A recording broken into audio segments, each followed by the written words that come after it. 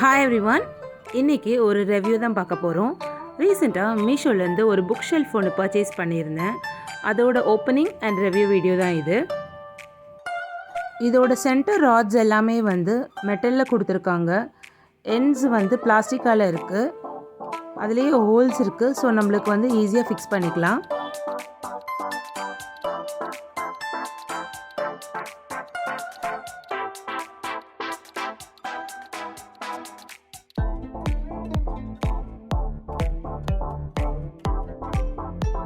ஒரு ரோவில் 4 long rods வருது. அதனால் லென்த் கொஞ்சம் நல்லா பெருசாக இருக்குது. புக்ஸ் வச்சுக்கிறதுக்கு யூஸ் பண்ணிக்கலாம். பேசிஸ் மெட்டலால் செஞ்சனால இதில் நல்லா வெயிட் தாங்குது.